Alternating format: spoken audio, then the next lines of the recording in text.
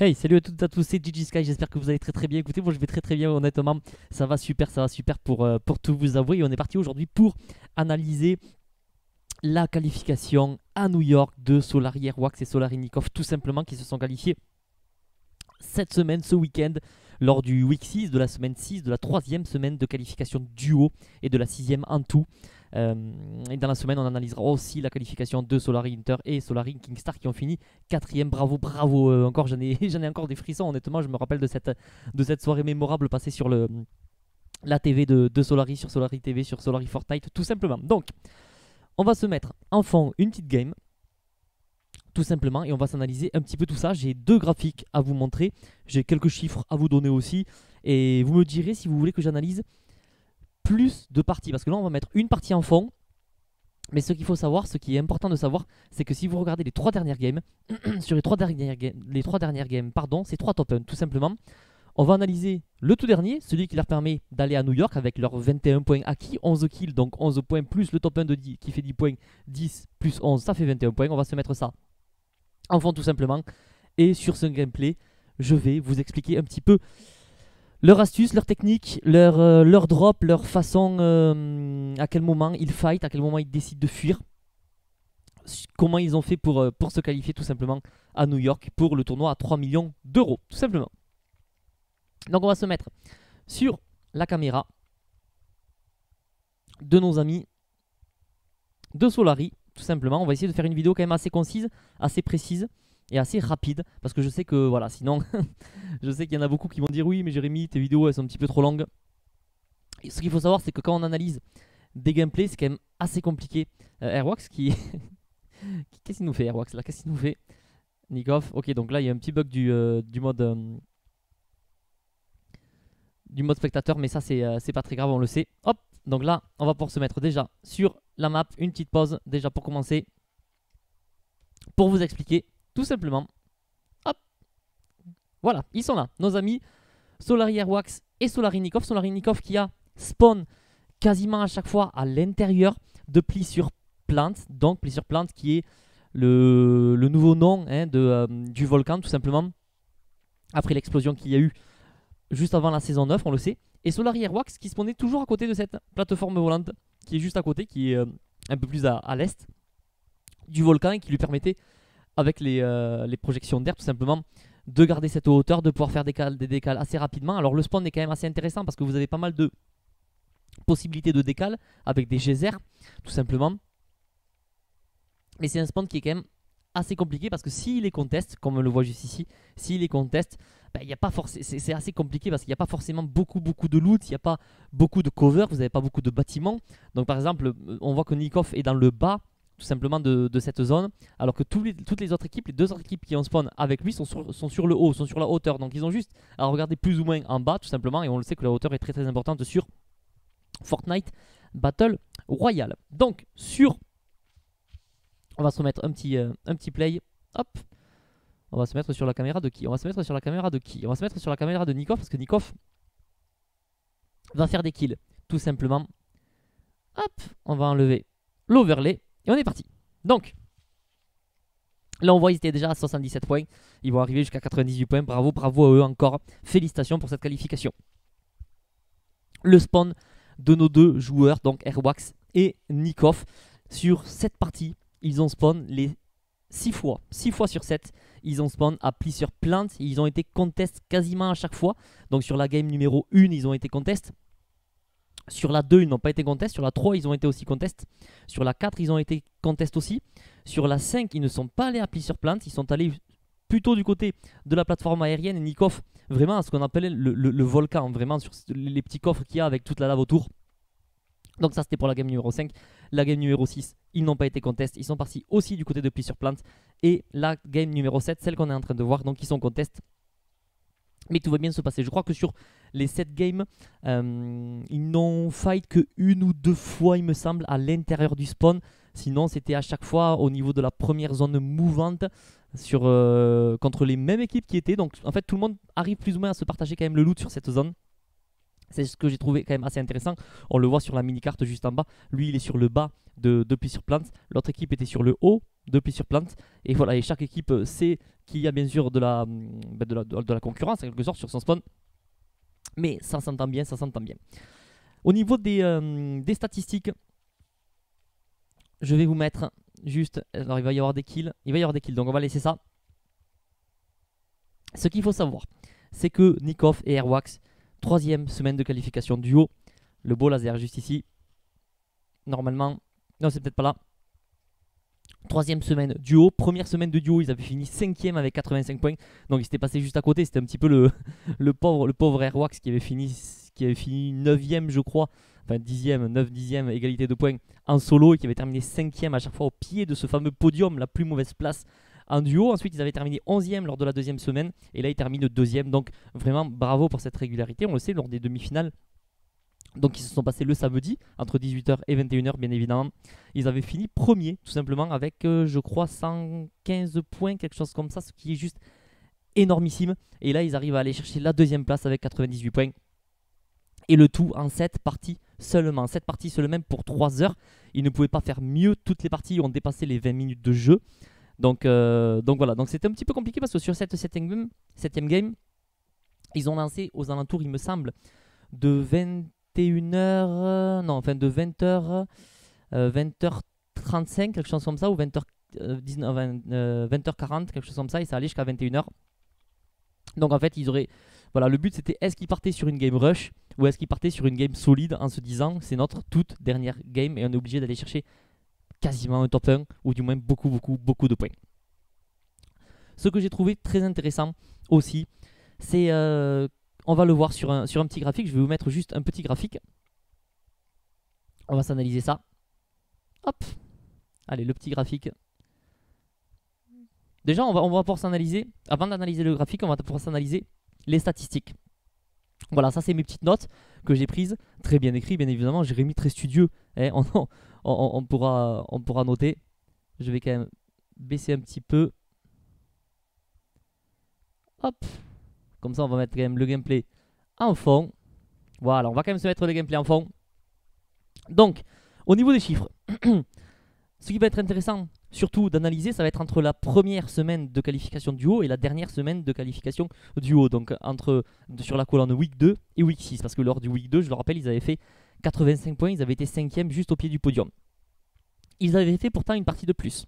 Au niveau des top 1, on voit que cette semaine, ils ont fait un top 1 de plus. Un top 1 de plus, c'est quand même, on va dire, 3 points de plus. Si sur la première semaine, ils avaient fait, par exemple, on va dire top 5. Ensuite, au niveau des éliminations moyennes, c'est ça qui a été quand même très impressionnant sur cette qualification, sur cette semaine, 7,6 d'élimination moyenne, c'est tout simplement énorme.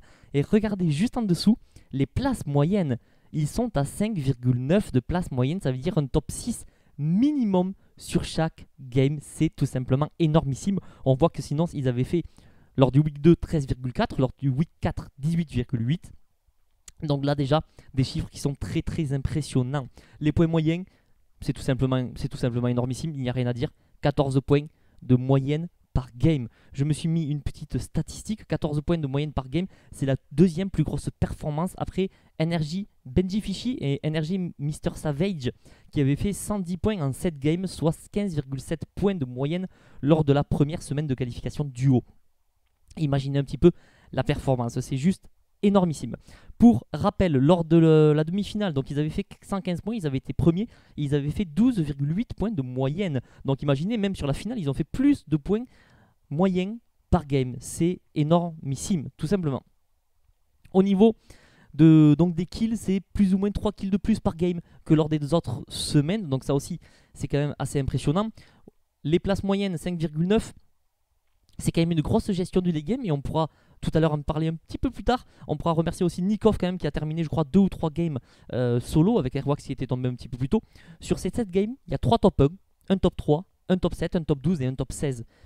À ce niveau-là de la compétition, c'est quasiment énorme. Parce que quand vous vous dites top 16, vous vous dites oh, top 16 c'est peut-être pas énorme. Mais si, top 16 c'est énorme parce que dans les fins de zone, généralement, vous êtes encore, allez on va dire top 30. Quand je dis top 30, c'est pas 30 joueurs, c'est top 30, c'est pas 30 joueurs remain, c'est pas 30 joueurs restants, c'est top 30, c'est 30 duos. Donc c'est minimum 60 équipes Enfin, entre 55 et 60 équipes. Donc c'est tout simplement énorme. Voilà pour ce qui est des petits chiffres, donc ce que je voulais analyser avec vous. Juste sur les 2 dernières lignes que vous avez, les points d'élimination, 53 points d'élimination. Voilà, hein, ça prouve bien qu'ils ont rush, qu'ils sont allés chercher des kills.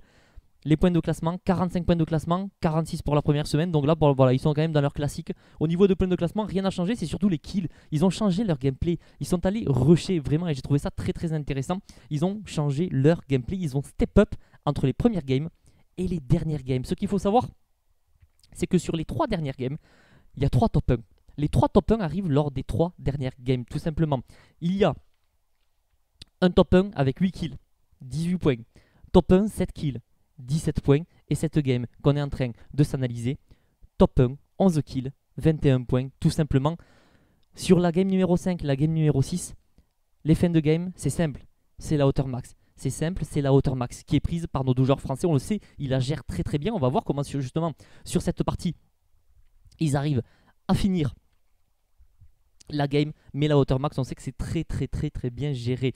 Il y avait un petit extrait aussi de gameplay que j'aurais bien voulu vous montrer, c'était lors de la game numéro 4. Lors de la game numéro 4, c'est un petit peu une petite transition, parce que avant la game numéro 4, ils avaient 1, 2, 3, je regarde mes petits chiffres, ils avaient 26 points. Dans 26 points, ils étaient quand même un petit peu en retard par rapport à ce qui se faisait au niveau des autres équipes européennes.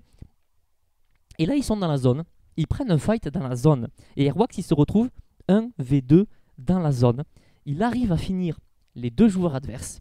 Donc il gagne son 1v2, il clutch complètement. Et au lieu de partir, parce que tout le monde serait parti, parce qu'il y avait la zone, il était à 50 PV il me semble, tout le monde serait parti. Mais non, lui, qu'est-ce qu'il a fait? Il a relevé notre ami Nikov, qui était donc à 30 PV. Ils sont allés chercher un tremplin et ils sont sortis de la zone avec respectivement, donc Airwax et Nikov, 15 HP et 5 HP. Derrière, ils vont aller chercher 10 points. 10 points incroyables alors que vous sortez avec 15 HP et 5 HP tout simplement. Donc ça a été un petit peu, je pense, le moment charnière, j'ai envie de dire, le moment qui a un petit peu tout changé. C'est le moment où ils se sont dit, on est capable d'aller chercher des points, on est capable d'aller chercher des kills. On va revenir sur le petit graphique que j'ai envie de vous montrer tout simplement.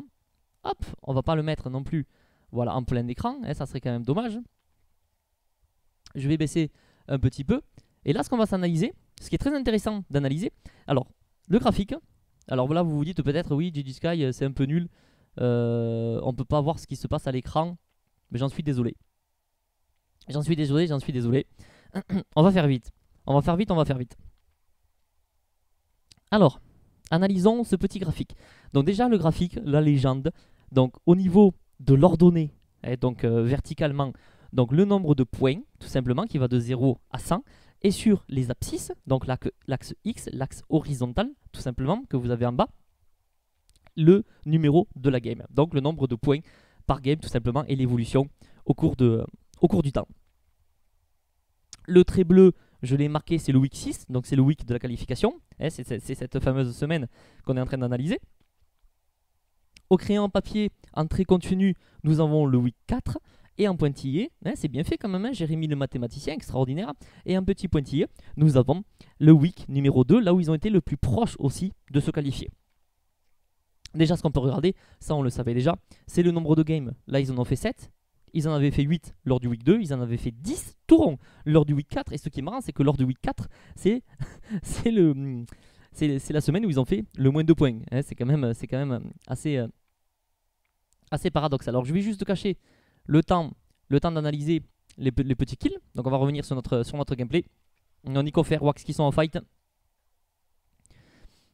Hop, les bonnes balles de pompe. Alors voilà, le pompe, vous le savez, le pompe qui est pas si évident que ça à jouer. On l'a vu, le pompe au corps à corps n'est pas si fort. Par contre, dès que vous avez une prise de hauteur, et on le verra peut-être à la fin de cette game, quand vous avez la hauteur, il peut devenir très très très intéressant parce que vous allez mettre certes des petites balles, vous allez mettre des 5, vous allez mettre des 10, vous allez mettre des 20, vous allez mettre des 30, mais c'est comme ça qu'il faut le jouer tout simplement. C'est une sorte de fusil, de fusil limite, j'ai envie de dire sniper, long range, quelque chose comme ça, mid range plutôt. Mais voilà, c'est assez spécial. Vous voyez au niveau de son stuff, le fusil d'infanterie, si vous êtes précis à 100%, c'est monstrueux. Le nouveau pompe, la petite PM bleue qui est très très forte, une faille, moyenne de déplacement, voilà, il n'y a rien de plus fort. Si, il y a les fumigènes, vous allez me dire, et les 6 mini-potes. Voilà, au niveau des stuffs lors de cette qualification, lors de cette week 6, on a vu que les shadows étaient très utilisés, étaient très en vogue, hein, tout simplement. Sinon, qu'est-ce qu'on avait? On avait au niveau du fusil d'assaut, on avait la SCAR. Est-ce que le nouveau fusil tactique, hein, la fameuse SMG, la nouvelle SMG qui remplace un petit peu la Thompson, parce que la Thompson a été nerfée, est-ce que ça a été joué? Oui, ça a été joué, parce que sur le mid-range, quand vous êtes en late game, ça peut être intéressant. Voilà, parce que vous mettez par exemple une balle de pompe, deux balles de pompe, vous switchez. C'est aussi fort qu'une Thompson à l'heure actuelle, hein, c'est pas aussi fort que l'ancienne Thompson, mais c'est aussi fort que cette nouvelle Thompson, hein, cette Thompson qui a été donc un petit peu nerfée. On le voit au niveau des noms en haut, donc Vato et Sky qui se sont fait juste éliminer. Donc forcément il y a de beaux noms, forcément il y a de très beaux noms. Au niveau de la map, on va regarder. Donc ils sont toujours du côté de Pleasure Park, Pleasure Plant, pardon. Vous voyez, et là il reste plus grand monde, il me semble, dans cette game. C'était une game rush, donc tous les joueurs se sont dit, allez, on va faire une game rush. On va essayer d'aller chercher des points de kill et on va relancer. Eux, qu'est-ce qu'ils se sont dit? Ils ont dit, bah, c'est une game rush, qu'est-ce que nous on peut faire? Mais nous, ce qu'on va faire, c'est qu'on va essayer d'aller chercher le top 1. Ce que j'ai trouvé forcément très intéressant. Vous vous en doutez. On va repasser rapidement sur notre petit graphique. Hop. Voilà, on va repasser sur le graphique, après on analysera tout simplement la fin de game. Et on se quittera là-dessus parce qu'on va essayer de ne pas être trop long, hein, vous vous en doutez. C'est le but, essayer de ne pas faire des vidéos trop longues. On le voit, un début un petit peu compliqué. Voilà, un début un petit peu compliqué lors des 4 premières games. Lors des 4 premières games, on voit qu'ils ont un sacré retard par rapport justement à la première semaine de qualification duo, où ils avaient une 40 et 70, presque une trentaine de points d'écart. Et au niveau de la game 5, donc ils ont réussi plus ou moins quand même à stabiliser. Et après on le voit, 6, 7, enfin 5, 6, 7. Après c'est 3 top 1 d'affilée. Et c'est là où ils explosent complètement. Mais c'est marrant parce que au niveau de ce que j'ai trouvé quand même très intéressant sur ce graphique, c'est cette courbe complètement exponentielle qui ne fait que monter finalement. Il n'y a pas eu de phase de plat comme vous avez par exemple lors du week 4, et donc le trait continu. Vous voyez à partir de la 4, 5, 6, 7ème game, ça stagne un peu, on remonte de la 7ème à la 8ème game, et 8, 9, 10 après, on stagne un petit peu. Au niveau du week 2, c'était pareil, on s'en rappelle, lors des 4 premières games, je crois qu'ils étaient arrivés au niveau de la 4ème game, je crois qu'ils avaient 67 points, il me semble, c'est bien ça, 67 points, donc là ils étaient premiers en fait, c'était juste les meilleurs, c'était juste les boss, on s'en rappelle, ils avaient top 1 avec le RPG, ils faisaient des top 1, donc 10 kills, comme je l'ai indiqué juste ici, top 1, 14 kills, ils étaient juste monstrueux, et puis après il y a eu cette fameuse phase un petit peu de stagnation entre la 4ème, la 5ème, la 6ème et la 7ème game où on a vu vraiment du mal. Vous voyez, ça monte tout doucement et on le voit entre 67 points, ils étaient montés à 85, donc ils avaient gagné que 20 points sur les 2 dernières heures de jeu plus ou moins. Donc là, ils ont démarré peut-être un petit peu plus doucement, ils se sont retrouvés sur des games peut-être un petit peu moins stack aussi. Et ils ont pu retrouver un niveau de jeu. Ils ont pu retrouver, j'ai envie de dire, leur niveau de jeu tout simplement. On va s'analyser donc juste la fin de game. Au niveau de mes statistiques, je pense avoir quasiment tout dit. Ce que je voulais dire, oui, c'est lors de la première game. Lors de la première game, Airwax était mort alors qu'il restait 35 joueurs. Et Nikov était allé chercher derrière un top 3. Donc 8 points avec des kills tout simplement. Donc déjà là, bravo à lui. Lors de la deuxième game, pas de points de classement malheureusement, mais des points de kills, 7 kills. Et lors de la troisième game, rebelote, belote et rebelote MDR. C'est excellent, amuse-toi avec DigiSky bien évidemment. Donc Airwax était mort, il restait 28 joueurs, situation plus ou moins similaire. Et Nikov il était allé marquer 6 points donc supplémentaires avec un top 7. Donc voilà, donc chacun à son tour a su élever son niveau de jeu quand il le fallait. Et dans la game 4, c'est celle dont je vous ai parlé tout à l'heure, Nikov qui tombe, Airwax qui fait le clutch, tout simplement. Quand je dis clutch, c'est qu'il réussit à faire par exemple un 1v2 et aller chercher une réanimation sur Nikov pour aller chercher 13 kills dans la game, tout simplement monstrueux. On va s'analyser la fin de game, histoire de voir comment ça se termine tout ça. Donc vous voyez déjà là, ils ont pas la zone, je vais quand même avancer un petit peu parce que sinon ça va être, vous allez me dire oui c'est trop long, DigiSky, tout ça. On va s'analyser rapidement la petite fin de game. Et vous me direz si vous voulez que j'analyse d'autres games de Nikoff et de Rewax. Et si vous voulez que j'analyse les games de Kingstar et de Hunter. Mais ça, de toute façon, je vais le faire. Il n'y a aucun problème que vous me dites oui ou non. Donc, la hauteur est maximale, bien évidemment. Pour nos joueurs, il reste 8 joueurs. Et Nikoff et Rewax, pour ça, ils sont très très forts. C'est peut-être... Alors, je vais m'avancer, mais c'est parmi les meilleurs joueurs d'Europe, je pense, en termes de prise de hauteur. Ils l'ont fait, ils le font, ils le refont. Ils le font à chaque game quasiment. Et on le sait, lors des 3 dernières games, c'est 3 fois la prise de hauteur max et c'est 3 fois des top 1. Donc vraiment, GG, bien joué à eux. Parce que la prise de hauteur, c'est pas si évident que ça. Il y a pas mal de techniques pour prendre la hauteur. On pourra analyser justement comment ils arrivent à prendre la hauteur aussi facilement. Alors forcément, il y a l'entraînement. Forcément aussi, il y a des joueurs qui préfèrent jouer un petit peu low ground. Il y a des joueurs qui préfèrent jouer mid ground. Eux aiment la hauteur. Ça coûte beaucoup de construction. Forcément, ça coûte très cher en construction. Il faut arriver à surveiller le haut. Le très très haut, hein. Quand je dis le très très haut, c'est quand par exemple vous avez des joueurs qui faillent ou qui padent. Hop, et là c'est Airwax qui va aller chercher le 1v2 pour cette fin de game. Voilà, ce que je voulais dire, c'est que quand vous avez la hauteur, il ne suffit pas de regarder juste en bas de vous pour analyser, pour tirer comme sur du tir au pigeon. Il ne suffit pas juste de regarder les joueurs qui sont en bas, parce que vous avez des joueurs qui vont par exemple faille pour aller de la zone 8 par exemple jusqu'à la zone 9 quand vous êtes sur des zones mouvantes. Et c'est des joueurs qui vont, quand ils vont faille, ils vont être au-dessus de vous et ils vont essayer de venir en pic, venir sur vos propres constructions. Par exemple, si vous avez mis un chapeau par exemple, ils vont essayer de faire, forcément vous le savez, vous avez compris, faire un bloc, un petit sol et prendre un étage forcément au-dessus de vous. Ou si vous êtes juste sur des sols, un escalier et reprendre une hauteur maximale. Une fois que vous avez perdu la hauteur maximale, c'est des joueurs professionnels, on est sur le top du top au niveau européen. Donc vous n'arrivez pas à leur déloger aussi rapidement que ça. Donc vraiment GG, bravo à eux.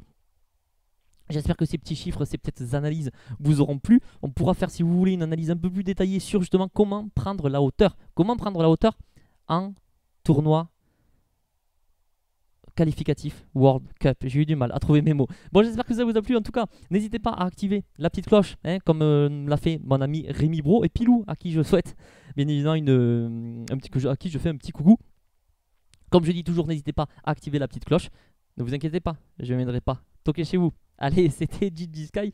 Je vous souhaite une très bonne soirée et n'hésitez pas à laisser un petit j'aime et un petit commentaire, ça fait toujours plaisir. Allez, bisous, bisous, ciao.